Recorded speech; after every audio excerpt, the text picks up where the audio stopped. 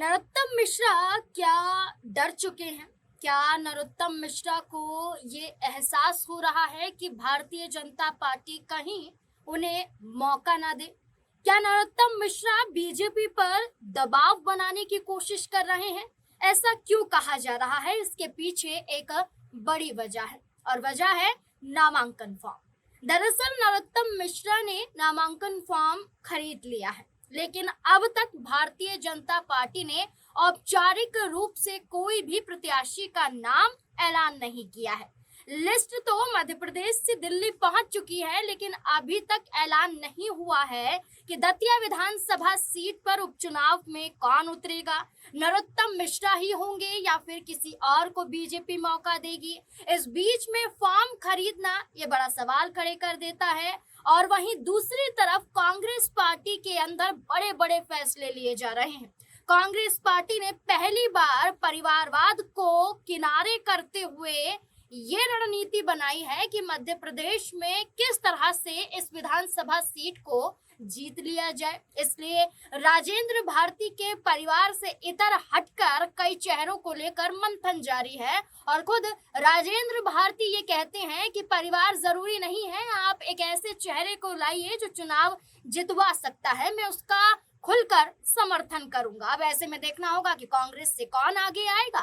और नरोत्तम मिश्रा ने आखिरकार पर्चा पहले ही क्यों खरीद लिया? क्योंकि बीजेपी ने नाम अभी ऐलान नहीं किया है। तो क्या ऐसे में दबाव बनाया जा रहा है? यही तमाम सवाल हैं जो इर्द गिर्द मध्य प्रदेश की राजनीति में घूम रहे हैं। इस पर चर्चा करेंगे और जवाब निकालने की कोशिश करेंगे। हमारे साथ हमारे वरिष्ठ सहयोगी अमन जी मौजूद हैं। सर, पहली बड़ी बात और पहला ही बड़ा सवाल, नरोत्तम मिश्रा का ये कदम। वैसे तो फॉर्म लगभग 9 यहाँ पर खरीदे जा चुके हैं, जिसमें कई नाम यहाँ पर हैं, लेकिन जो चर्चाओं में है वो नरोत्तम मिश्रा का नाम है।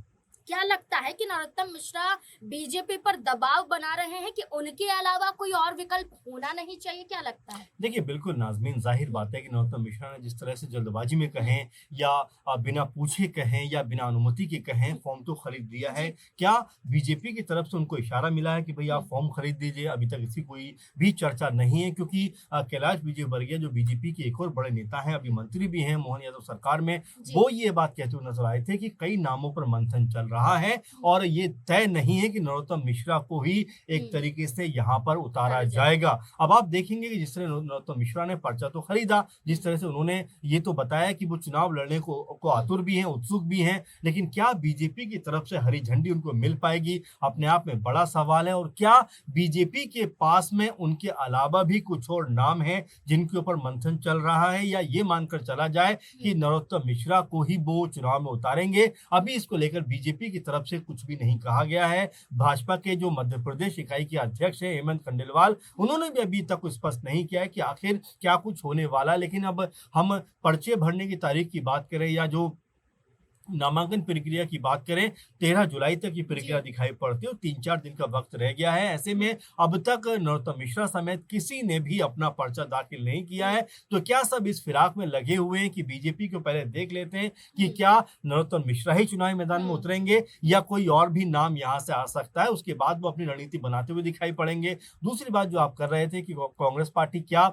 इस दफा परिवारवाद से ऊपर उठकर क्या कोई और नाम लेकर आ सकती है? तो देखिए, चर्चा तो अभी चल रही है, लेकिन चर्चा ये भी है कि राजेंद्र भारती की पत्नी का भी नाम सामने आ रहा है, उनके बेटे का भी नाम सामने आ रहा है, लेकिन फिलहाल अभी कुछ भी नहीं कहा गया है। चुप्पी कांग्रेस पार्टी की तरफ से भी है और बीजेपी की तरफ से भी पूरी तरह से इस मामले के ऊपर खामोशी बढ़ती जा रही है। अब नरोत्तम मिश्रा जो यहाँ से 2023 में चुनाव हार चुके हैं, उससे पहले गृह मंत्री थे शिवराज सिंह चौहान में, लेकिन चुनाव हारने के बाद आप देखेंगे कि मोहन यादव मुख्यमंत्री बन जाते हैं और इतने मजबूत नेता होने के बावजूद नरोत्तम मिश्रा जो है वो धीरे से किनारे कर दिए जाते हैं या उनकी राजनीति जो है वो हाशिए पर दिखाई पड़ती है, और जो अभी भी बनी हुई है, क्योंकि 2.5 साल में आप देखेंगे कि उनको लेकर कोई बहुत ज्यादा चर्चा बीजेपी के अंदर नहीं हुई है। अब अगर ऐसे में उनको टिकट दिया गया और तब भी उनके ऊपर दबाव इस बात का रहेगा कि उनको चुनाव जीतना है, क्योंकि अगर वो चुनाव लड़कर भी अगर हार जाते हैं तो उनकी साख पर एक बड़ा बट्टा लगता हुआ दिखाई पड़ेगा और अगर उनको टिकट नहीं दिया जाता है, तब भी आप ये बात मानकर चलिए कि उनकी राजनीति पे लगभग फिर फुल स्टॉप लगता हुआ दिखाई पड़ सकता है। बिल्कुल, यहाँ नरोत्तम मिश्रा को लेकर चर्चा की कि उन्होंने पर्चा तो खरीदा लेकिन अभी तक उसे जमा नहीं करवाया है। और वहीं दूसरी तरफ ये भी चर्चा की कि जैसे झारखंड में भारतीय जनता पार्टी ने इंतज़ार हुँ, किया, तो वैसे ही मध्य प्रदेश में कांग्रेस पार्टी इंतज़ार कर रही है कि बीजेपी वाक़ई नरोत्तम मिश्रा को आगे करेगी, जो 3 बार चुनाव पहले ही जीत चुके हैं, लेकिन 23 का चुनाव नहीं जीत पाए थे। लेकिन इस बीच में सर जहां नरोत्तम मिश्रा ने ये फॉर्म खरीदा तो हुँ, वहीं कांग्रेस पार्टी के अवधेश नायक ने भी ये फॉर्म खरीदा। जैसे हुँ, राज्यसभा चुनाव में हुआ कि बार-बार चर्चा हो रही थी कि आप एक्स्ट्रा फॉर्म खरीद सकते थे। ये बिल्कुल। चर्चा हो रही थी कि निर्दलीय किसी को यहाँ पर उतार हुँ, सकते थे ताकि यहाँ क्रॉस वोटिंग या कोई भी खेल ना हो पाए। हुँ। तो क्या इस बात को भांपते हुए इस उपचुनाव में पहले ही अवधेश नायक को आगे कर दिया कि आप जाइए पहले फॉर्म खरीद लीजिए और इसके बाद हम नाम का ऐलान करेंगे? देखिए, रणनीति तो यही कहती है नाज़मीन कि आपको हमेशा सेफ ज़ोन में रहना चाहिए जी। कि अगर एक नाम आपने भरा है, तो एक नाम साथ में और भी ऐड कर दीजिए क्योंकि अगर कोई भी दिक्कत होती है, पर्चा खारिज हो जाता है। जैसा आपने हुँ, देखा भी कि मीनाक्षी नटराजन का हुँ, अंतिम मोमेंट पे पर्चा खारिज हो गया हुँ, और तब कई लोगों ने ये कहा कांग्रेस हुँ, पार्टी की तरफ से भी कि भई आखिर एकाध नाम को हुँ, और ऐड क्यों नहीं किया किया गया? गया। अगर मान हुँ, लीजिए मीनाक्षी नटराजन का पर्चा खारिज भी हो जाता, तो कम से कम उनको समर्थन किया जा सकता था, लेकिन वो होता हुआ दिखाई नहीं पड़ा। तो हो सकता है कांग्रेस पार्टी हुँ, यहाँ पर अब पहले से सतर्क हो कि अभी से अवधेश नायक को इस तरीके से कहा कि भई आप पर्चा खरीद लीजिए, बाकी हुँ, देखेंगे जो नाम आएगा वो उस समय तय कर लिया जाएगा। तो बिल्कुल इसमें कोई दोहराई की बात भी नहीं है, कोई हैरानी की बात भी नहीं है कि कांग्रेस पार्टी अब अपनी गलतियों से जो है वो सबक सीखती हुई दिखाई पड़ रही है और यहाँ पर पर्चा खरीदने का जो प्रोसेस है, हुँ, कांग्रेस पार्टी की तरफ से शुरू कर दिया गया। अब आने वाले दिनों में कौन प्रत्याशी यहाँ पर होगा, इसको लेकर पार्टी तय करेगी कि भई जी, नामांकन तो सब भरेंगे लेकिन हुँ, पार्टी का सिंबल किसको मिलेगा, मिलेगा। किस सिंबल पे वो हुँ, चुनाव लड़ेंगे, ये अपने आप में देखने वाली बात होगी। लेकिन हाँ, ये ज़रूर कहा जा सकता है कांग्रेस पार्टी को इस तरफ उम्मीद ज़रूर है कि उनकी सीट है, वो ही इस सीट पे जीते थे, तो कम से कम जो हुँ, रणनीति बने वैसी बने, जो नाम हो हुँ, वो ऐसा नाम हो कि यहाँ से सीट जो है वो उनकी तरफ ही जाती हुई दिखाई पड़े। कहीं ऐसा ना हो कि बीजेपी इस मौके पे चौका लगा दे और सीट जो है उनकी तरफ जाती हुई दिखाई पड़ अच्छा जाए। सर नाम अवधेश नायक का, घनश्याम सिंह का भी जी। चर्चाओं में, नाम तो चर्चाओं में राजेंद्र भारती के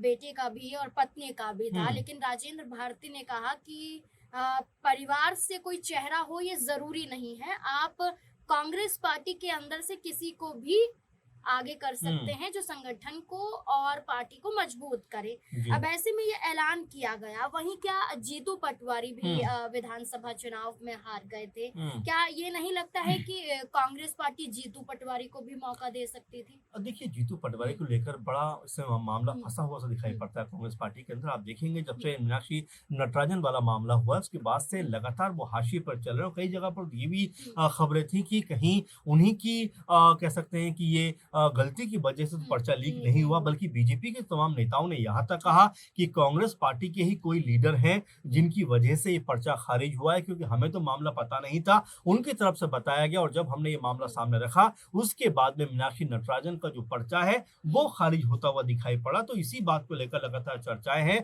और साथ में जो बात आप कह रहे हो कि क्या क्योंकि वो भी विधानसभा चुनाव हार गए थे, किसी सदन के सदस्य नहीं हैं, तो हुँ, क्या उनको यहाँ से उतारा जा सकता है? मुझे लगता है संभावना बहुत कम है हुँ, और यही वजह है कि यहाँ से अवधेश नायक हो या जी, राजेंद्र भारती की पत्नी का नाम लगातार हुँ, सामने आ रहा है और ऐसे में क्या जीतू पटवारी चूँकि अध्यक्ष हैं कांग्रेस पार्टी के मध्य प्रदेश इकाई के, तो क्या हुँ, वो अपना मजबूत हुँ, कह सकते हैं कि यहाँ पर जो प्रदर्शन है पार्टी का क्या वो करवा पाएँगे? क्योंकि अगर इस सीट पर कांग्रेस पार्टी की हार हो जाती है एक तरीके से, तो यहाँ पर जीतू जीतू पटवारी के लिए आगे की राह जो होती है, वो वो बड़ी मुश्किल मुश्किल हो हो सकती है और जाएगी। यहाँ पर अगर जीत दर्ज कर दी, तो जीतू पटवारी के लिए रास्ता जो है वो आसान होता हुआ हुँ, दिखाई पड़ेगा क्योंकि जो मीनाक्षी नटराजन वाले मामले पे हुआ, कम से कम यहाँ हुँ, पर अगर वो ना, नहीं दोहराया जाता है, तो जीतू पटवारी की साख जो है, वो मजबूत होती हुई हुँ, दिखाई पड़ेगी। भले ही वो विधायक बने या इस चुनाव में लड़े ना लड़े लेकिन वो अध्यक्ष के नाते अगर इस सीट के ऊपर पार्टी की तरफ से कहें अगर जीत दर्ज करती है कांग्रेस पार्टी तो ये उनके कद को मजबूत करती हुई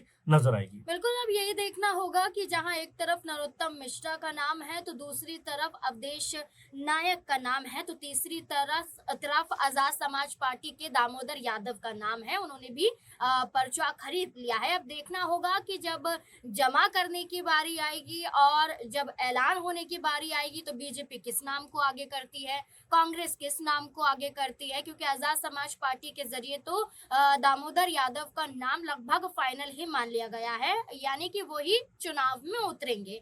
अब देखना होगा कि फैसला बीजेपी और कांग्रेस का क्या होगा। आपको क्या लगता है इस पूरे मुद्दे को लेकर? अपनी राय जरूर कमेंट सेक्शन में दें। धन्यवाद।